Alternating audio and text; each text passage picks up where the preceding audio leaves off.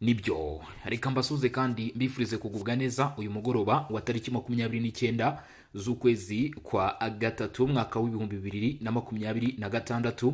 Abasirikare ibihumbi byinshi baryamiye amajanja hafi y'umujyi wa Goma nkuko amakuru yamaze kuba atugeraho. Ni nyuma yo kumenya yuko abarwanyi ba M23 bashobora gutirisha mu bijyanye no gusohoka muri mujyi wa Goma, aho bivuga ko barimo gutegura igikorwa cyo kugaragaza ko bawusetsemo ariko agasigara umwe mu basirikare ndetse n'abazabarinze abayobozi, bityo uyu mutwe ukongera guhita uwugarukamo aho uzaba banje guteza ibikorwa birimo akavuyo ndetse n'akaturuvayo nkuko byakomeje kugenda bikorwa muri bimwe mu bice byagiye byifuzwa mu kwigarurwa n'abarwanyi ba M23.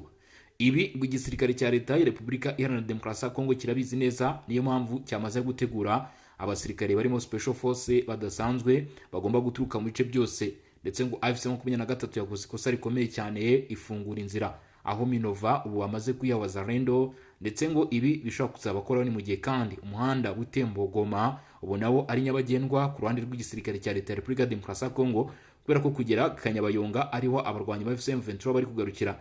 Kandi nyamara ngo igisirikare cya leta ya Repubulika Demokarasi ya Kongo gifite imbunda zikomeye cyane zirimo sabasaba zizwiho kuba zikoreshwa cyane n'abanyatanzania nabo bamaze kwemera kwifatanya na Repubulika Iharanira Demokarasi ya Kongo nyuma yo kumenya ko umutwe wa 23 ibyo uri gukora ushobora kuba utari seri cyane. Ibi rero ngo bikaba bishobora gushyira mu byago bikomeye cyane bamwe mu bayobozi b'umutwe wa AFC23 bamaze no guhungishwa, abarimo General Sultan Emmanuel Makenga ko bashobora guhabwa ibihano bikomeye cyane na Leta Zunze Ubumwe za Amerika mu gihe amakuru nk'aya ngaya akomeje kujya hanze nubwo akiri amakuru y'ubutasi. Ibi turaza kubigarukaho by'abasirikare benshi ibihumbi n'ibihumbi bakambitse hafi y'umujyi wa Goma. Abarwanyi ba M23 kugeza uyu munsi barimo banahisha ibijyanye no kuva mu bice, ariko nta makuru ari kugenda amenyekana dore ko hamaze kumenyekana aho ingabo bivugwa ko ari iz'igisirikare cy'u Rwanda zari zisanzwe zifasha abarwanyi ba M23 zirimo gukora ibikorwa byazo byo gusubira inyuma, bityo aya makuru akaba yagiye atangazwa n'ibitangazamakuru bigiye bitandukanye, natwe tukaba tugiye kuyakugezaho 5 kuri 5 by'umwihariko kuri bamwe mu batabashije kuyamenya ndetse no kuyakurikirana, bikaba ari ibintu tugiye kuba twagarukaho. Ni mu gihe mu makuru yandi yaje kugenda amenyekana kugeza kuri ubu ngubu birimo biratangazwa yuko bamwe mu bayobozi ba M23 bakomeje kugenda basabwa kwitondera ibyo M23 iri gukora kugeza uyu munsi kuko bishobora kubagiraho ingaruka cyane zirimo n'urupfu, aho bamwe basabwa kuba mu by'ukuri bahunze.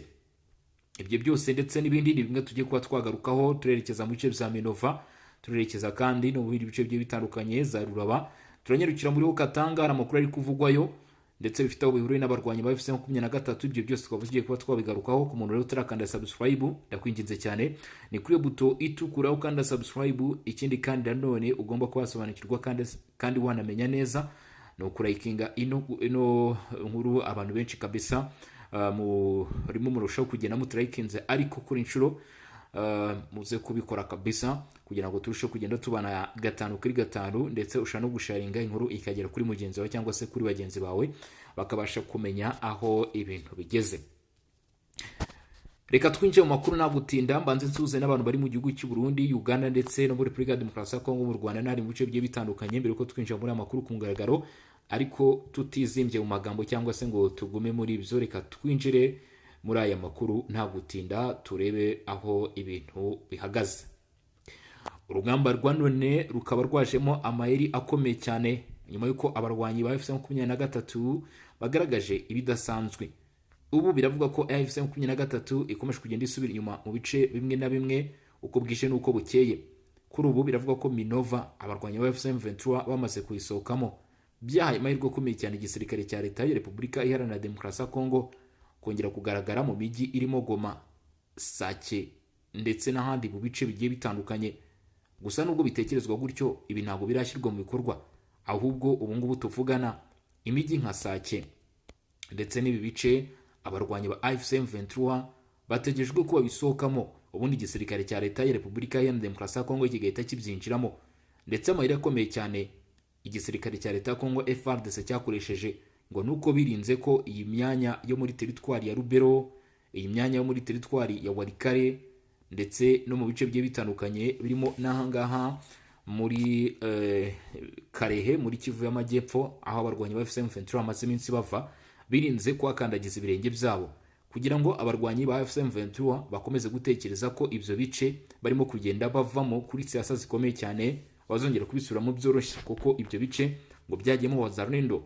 Nyamara kuri bo ngo batekereza ko kuba Wazalendo yarafashe iyi myanya bari kwigarurira, bari gusohokamo kongera kwigarurira bizaba bimeze nko kwasa ikibonobono. Ni mu gihe mu ibanga rikomeye cyane igisirikare cya leta ya Repubulika Iharanira Demokarasi ya Kongo FARDC bateguye nabo amayira akomeye cyane y'ibishobora gukoraho abarwanyi ba FCM23 mu gihe ibice byugarije uyu mujyi wa Goma ndetse na Bukavu bizaba bimaze kuvamwo n'abarwanyi ba FCM23.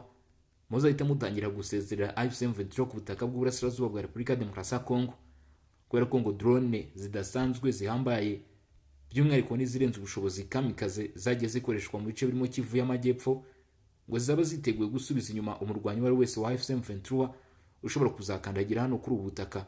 Ndetse ngo bizaba ari amateka akomeye cyane mu gihe hari umurwanyi wa FCM23 cyangwa se w'izinyeshyamba uzagerageza kugaruka muri iyi myanya. Ibyo bigaragara nk'ibishobora kwima amahirwe akomeye cyane abagize uyu mutwe wa FCM23 kuzongera kwigarura cyangwa se gutunga ibi bice ukundi. Gusa abandi bakavuga bati ibyo byanashoboka, ariko mu bigaragara kuri ubu ngubu igisirikare cya leta ya Repubulika ya Demokarasi ya Kongo cyo kiri gutegura amahirwe akomeye cyane yo kugumana imyanya abarwanyi ba FCM23 bari gusohokamo, nyuma y'uko Leta Zunze Ubumwe za Amerika zasabye aba barwanyi ko mu by'ukuri basubira inyuma mu rwego rwo kugira ngo amasezerano yasinwe hagati ya Leta Zunze Ubumwe za Amerika, u Rwanda, Repubulika Iharanira Demokarasi ya Kongo yubahirizwe, n'amasezerano agamije kugera ku mahoro. Ndetse bivuga ko ngo ibyo binagomba gukorwa mu gihe imyanya yagiye ihungiramo abaturage igomba kurushaho gutekana. Ibyo FCM23 yaciye amarenga yo kubyemera ubwo yatangiraga kuva muri bimwe mu bice byo muri teritwari ya Rubero. Uyu mutwe wa FCM23 kandi ugaragaza ishusho yo kugeza uyu munsi ko ugifite n'intego nyinshi rwose yo kuva mu bice bigiye bitandukanye. FCM23 ivuga ko yo icyo isaba ubutegetsi bwa Repubulika Iharanira Demokarasi ya Kongo ari ugukurikiza imyanzuro yasinwe hagati y'izi nyeshyamba ndetse n'iyi leta ya Kinshasa i Doha muri Katari umwaka ushize w'ibihumbi 2025. Icyatunguranye ni uko ubutegetsi bwa leta ya Kinshasa bwaryumyeho burumagihwa, ndetse buvuga ko inyeshyamba za FCM23 niziramuka zikoze ibikorwa byo kuva mu bice zigaruriye uyu munsi nta kindi kizaba gisigaye, abaturage bazaba bamaze kubona umudendezo. Igisirikare cya leta ya Repubulika ya Demokarasi ya Kongo ngo cyanirinze kongera kugaba ibitero mu bice bimwe na bimwe by'umwihariko muri Kivu y'Amajyaruguru, aho bavuga ko ngo impamvu y'ibyo byose nuko FCM23 nikomeza uyu mujyi wo gusubira inyuma ndetse no kuva muri ibi bice bizaba bimaze kugaragaza ndetse no kwerekana ishusho y'uko kugeza kuri ubu ngubu amahoro azaba abonetse. FCM23 ngo ni ishinjwa kuba iri inyuma y'ibyo bitero, koko uruhande rwa leta ruvuga ko ngo impamvu rugaba ibitero ari uko rurwanya FCM23 bwize nyeshyamba ziramutse zidahari ntabwo imirwano yabaho.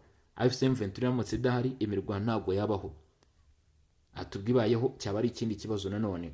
Ati rero mu gihe FCM23 izaba isubiye inyuma, ubutegetsi bwa Kinshasa buvuga ko intsinzi y'amahoro izaba ibonetse ndetse n'ubutabazi kuri bamwe mu baturage bagiye bakurwa mu byabo buzaba bubonetse ku buryo bwo kubagezaho ndetse no gusubira mu byabo igihe kizaba kigeze. Ibi nibyo leta ya Kinshasa yizeza abaturage. Gusa inyeshyamba za FCM23 ntizibyumva neza, zivuga ko n'ubundi ibyo byose byabayo na kare mbere yuko zitangira ibitero. Nyamara leta ya Kinshasa yo ikavuga ko izi nyeshyamba zitatangije ibitero mu mujyi wo kurengera abaturage, ahubwo ngo zatangije ibitero mu mujyi wo gusahura imitungo ndetse no kuvogera ubutaka bwa Repubulika Iharanira Demokarasi ya Kongo. Ibintu bikaba bikomeje kuba rero ibindi. Karehe, umuyobozi wa radiyo y'abaturage, yafashwe n'inyeshyamba za FCM23. Ibi biravugwa mu gace ka Minova, ndetse ibi birashimangira ibyo RCF, Reporters Sans Frontiers cyangwa se abanyamakuru batagira umupaka baherutse gutangaza, bavuga ko ubu mu bice inyeshyamba zigenzura cyangwa se hano mu burasirazuba bwa Repubulika ya Demokarasi ya Kongo muri Kivu y'Amajyepfo na Kivu y'Amajyaruguru, ni ukuvuga Kivu zombi, ibice byakomeje kugenda bigaragaramo imirwano, uburenganzira bw'abanyamakuru butubahirizwa, ndetse ngo benshi bagiye bafungirwa mu makontineri n'ahandi mu bice bigiye bitandukanye. Ibyo rero izi nyeshyamba zikaba zasabye yuko mu by'ukuri bikurwaho, ariko ibikorwa byabo bikaba byaje bisa naho bishimangira ko ibyavuzwe n'iyi Reporters Sans Frontiers ari ukuri. Reka twinjiye muri iyi nkuru. Kuri iki cyumweru tariki 29 Werurwe 2026, Espoir Mbata, umuyobozi wa radiyo y'abaturage izwi nka Top Buzi FM, yafatiwe mu gace ka Minova muri teritwari ya Karehe mu ntara ya Kivu y'Amajyepfo. Ifatwa rye ryatunguranye kuko uyu yafashwe n'inyeshyamba za M23 ndetse abenshi batangira kwitsa imitima. Amakuru aravuga ko kuri iki cyumweru aribwo uyu Espoir Mbata yafashwe, ndetse amakuru aturuka mu baturage no mu bayobozi bakorana na radiyo bakaba bemeje ko yafashwe n'abarwanyi b'umutwe wa M23 ugenzura bimwe mu bice by'iyo ntara.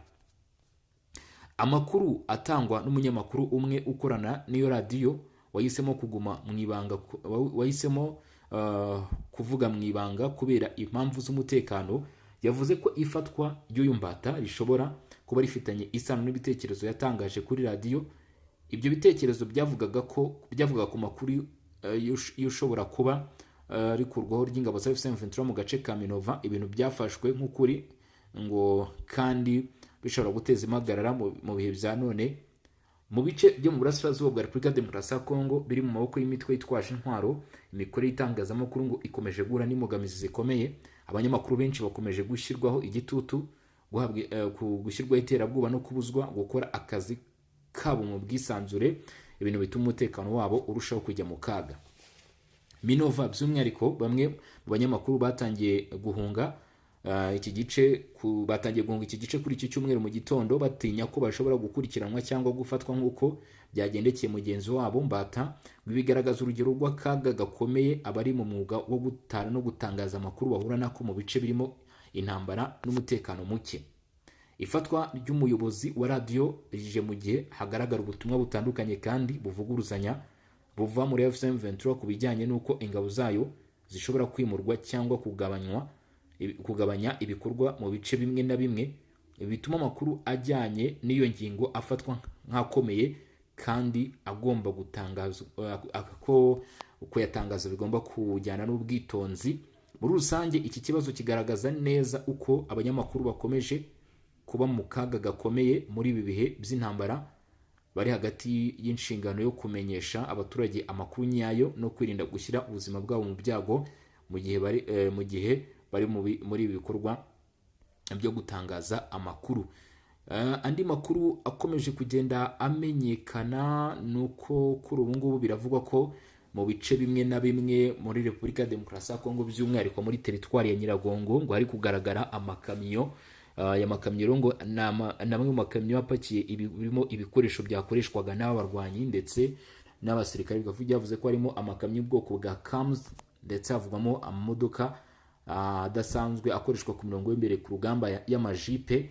Ibi ngo byagaragaye guhera ku itariki 27 kwa gatanu, tariki 27 z'ukwezi kwa gatatu 2026, ndetse ngo byagaragaye ku isaha y'isa 4 z'ijoro. Ni mu gihe kandi nanone ku munsi w'ejo kwa gatandatu tariki 28 z'ukwezi kwa gatatu 2026 ngo hongeye kugaragara ibikorwa nk'ibyo ngibyo, ariko none ngo byarushijeho kwiyongera kubera ko uko byagaragaye bihabanye nuko byagenze kwa gatanu kuko hiyongereyemo izindi modoka. Abatanga amakuru bavuga ko ku mupaka wa Kabuhanga ariho hagaragaye icyo gikorwa, ni muri Kibumba muri teritwari ya Nyiragongo, ndetse ngo ikindi cyaje kubaho nuko hagaragaye imodoka zigera kuri 20 mu by'ukuri imodoka zigera kuri 27 ni ukuvuga kuwa gatanu, ariko kuwa gatandatu ntabwo haravugwa umubare nyirizina w'imodoka zamukijwe, dore ko bavuga ko umubare waje kwiyongera nk'uko aya makuru arushaho kugenda abigaragaza. Icyakoza ntabwo higeze hagaragazwa ibimenyetso simusiga byabigaragaza cyangwa se byerekana ko aya makuru ari ukuri, gusa byatangajwe n'ibitangazamakuru byo muri Repubulika Iharanira Demokarasi ya Kongo birimo Tazama RDC Info, bivuga kuri iyi ngingo nyine yo gukurwa kw'ibikoresho bimwe na bimwe by'ingabo z'u Rwanda ndetse n'izo ngabo ku butaka bwa Repubulika Iharanira Demokarasi ya Kongo. Ibi ababitangaza bavuga ko biri gukorwa mu rwego rwo kubahiriza amasezerano y'i Washington yasinywe ku itariki 4 Ukuboza 2025 umwaka ushize, ubwo Leta Zunze Ubumwe za Amerika nyine bavugaga ko amahoro akwiye gushyirwaho cyangwa se intambwe iganisha ku mahoro igomba kugerwaho, ariko bigaca mu izinwa ry'amasezerano, kuko bavugaga ko iyi ntambara kugira ngo irangire atari uburyo bw'intwaro, ahubwo igomba kurangira binyuze mu buryo bwa diplomasi ndetse n'ibiganiro. Ari nayo mpamvu habayeho gusinya mu by'ukuri habayeho gusinya ayo masezerano. N'amasezerano yavugaga ko ingabo z'u Rwanda ngo zigomba ni ukuvuga ngo ni amasezerano ubundi ari hagati y'u Rwanda na Repubulika ya Demokarasi ya Kongo avuga ku bijyanye n'ingingo yo kugarura amahoro, harimo kumva ko FDLR igomba guhagarika ibikorwa byayo. Si bigarukira aho ngaho gusa, ahubwo nanone hakabamo ko ingabo z'u Rwanda nazo ziri ku butaka bwa Repubulika Iharanira Demokarasi ya Kongo zigomba gusubira inyuma. Ibyo byose rero bikajyana no kugabanya umwuka mubi cyangwa se ubushyamirane, no kuvuga guterana amagambo. Ibyo nabyo biri mu byavuzweho. Uyu munsi rero birimo birageragezwa kubahirizwa nk'uko bigaragazwa rero, aho uruhande rwa M23 rwo ruvuga ko rwatangiye kubyubahiriza. Lawrence Kanyuka bikomojeho avuga ko ngo bari kugerageza kubahiriza iby'amasezerano, ariko bakashinja cyangwa se bakanenga ubutegetsi bwa leta y'i Kinshasa kudashyira mu bikorwa bo ibyo basabwe. Ubwo harimo gusenya uwo mutwe, guhagarika imikoranire na FDLR ndetse n'ibindi bigiye bitandukanye, ko n'ibitero by'indege byibasira imwe mu myanya ituwe n'abarwanyi ba FCM23 cyangwa se igaragaramo FCM23 ngo ikomeje kugabwamo ibitero, ndetse izi nyeshyamba zikavuga ko ibyo bitero n'ubwo ngo byaba bigabwa n'uruhande rwa leta, bigabwa mu bice bituwe n'abaturage. Masisi hari amakuru ari guturukayo kuri uyu munsi, kuri iki cyumweru tariki 29 Werurwe, bavuga ko bita Maremo hagaragaye ibidasanzwe. Ni kamwe mu gace gaherereye aho bita Kalembe muri groupement ya Bashari Mokoto muri teritwari ya Masisi mu ntara Kivu y'Amajyaruguru. Ni umunsi umwe nyuma y'imirwano hagati y'Abazalendo ndetse na FCM23. Aka gace ngo kaba karanzwe n'ubwoba bukomeye cyane mu baturage, ndetse bamwe bari batangiye kugenda bahunga. Urumva niba imirwano iba yarabaye ku munsi w'ejo kwa gatandatu tariki 20, kwa gatandatu tariki 28, uyu munsi tukaba turi ku itariki 29 ku cyumweru, ntabwo hashobora guhita hagaragara nyine umwuka mwiza gusa. Cyakoza ngo utu duce abaturage bagize ubwoba bwinshi cyane, harimo abaturage bagize ubwoba bwo kugaruka mu byabo, bari bahunze imirwano yari yahabaye yahuje FCM23 ndetse na Wazalendo. Ariko ikiriho cyangwa se icyo ugomba kuba wamenya ni uko ngo imirwano yahabereye ku munsi w'ejo yasize ishavu rikomeye cyane ku barwanyi ba FCM23. Ibitero bitari byoroshye, ni bimwe barimo kuvuga bati imirwano irimo iragenda ikomeza. FCM23 ikavuga ko ibitero nk'ibi ari byo biri gutuma amahoro atagerwaho binyuze mu biganiro, kuko izi nyeshyamba zaravuga ziti ibyo twebwe turi gusabwa turabikurikiza, atariko uruhande rwa leta ntabwo rwo rurimo ruragenda rukora ibisabwa. Nyamara leta ya Kinshasa ahubwo isinatanga itegeko rikomeye cyane. Sinzi niba ari uko yizeye ko nyine kugeza uyu munsi ifite ubushobozi kabisa buhambaye mu bigaragara, mu buryo bwa diplomasi, mu buryo bw'intwaro. Igisirikare cya leta ya Kongo gihagaze neza. Bahise bavuga bati inyeshyamba za FCM23 zigomba no guhita zifungura ikibuga cy'indege mpuzamahanga cya Goma kugira ngo ibikorwa by'ubutabazi bikomeze. Inyeshyamba rero zaruciye zirarumira, ahubwo zihita zitangira kugaragaza amakosa ngo yaba ari gukorwa, harimo ibyo bitero nyine biri kugenda bivugwa. Reka twinjire rero ahangaha Masisi, nta guca ku ruhande, turebe amakuru ari guturukayo uko ari gutangaza. Ni mu gitondo cyo kuri iki cyumweru tariki 29 Werurwe, aho bita Maremo muri Kalembe muri groupement ya Bashari Mokoto muri teritwari ya Masisi mu ntara Kivu y'Amajyaruguru. Biravuga ko ngo havuzwe ituze mu by'ukuri nyuma y'imirwano yahuje abarwanyi ba Wazalendo n'umutwe wa FCM23. Amakuru aturuka mu nzego z'umutekano zikorera Ipinga avuga ko iyo mirwano yadutse kwa gatandatu tariki 28 aribwo yatangiye, ubwo abarwanyi ba Wazalendo bagwaga mu gico batezwe n'uwo mutwe wise uw'ubwirinzi auto defense ukorana na M23. Uwo mutwe ngo bivuga ko wagumye ufite ibirindiro i Maremo nyuma yuko abarwanyi ba FCM23 bivanye muri ako gace bakimukira ku murongo wa Kalembe Mweso Kicanga ndetse ngo izi nyeshyamba zimaze kuhava hagaragaye undi mutwe wese winjiramo. Bikavuga ko aba ni bamwe mu baturage bari basanzwe bakorana n'izi nyeshyamba bahise binjira mu birindo by'izi nyeshyamba ubwo zari zimaze kuhava. Abaturage batuye mu duce twa Karembe bavuga ko humvikanye urusaku rw'amasasu aremereye n'ayoroheje mu gihe cy'amasaha menshi. Ibintu byateje ubwoba n'ihungabana rikomeye mu baturage basanzwe barazahajwe n'umutekano muke umaze igihe muri aka karere, nyuma yo gutekereza ko ibintu byari bigiye kujya mu buryo. Nyuma y'iyo mirwano, amakuru avuga ko abarwanyi ba Wazalendo basubiye inyuma berekeza mu gace ka Minjenje kari ku mupaka uhuza teritwari ya Masisi na Walikale. Ibarura ry'agateganyo rigaragaza ko ku ruhande rwa Wazalendo hapfuye umuntu umwe, abandi babiri bagakomereka. Ibintu bibaye mu gihe umutekano ukiri muke muri aka karere, nubwo ku itariki 27 Werurwe 2026 abarwanyi ba FCM 23 batangaje ko bavuye mu bice bimwe byaho nyuma y'uko kwivana mu bice byari byarafashwe. Uduce twa Meti na Minjenje twahise tujya mu maboko ya Wazalendo. Nubwo kuri iki cyumweru hari agahenge kagaragara, si ituze yizewe kuko impungenge ari nyinshi mu baturage batuye muri Masisi bakomeje kuba mu bwoba ko imirwano ishobora kongera kubura umwanya uwo ari wo wose. Abenshi bakomeje gusaba ko haboneka umutekano urambye n'ingamba zihamye zatuma ibikorwa by'urugomo bihagarara muri aka gace ndetse no mu tundi duce.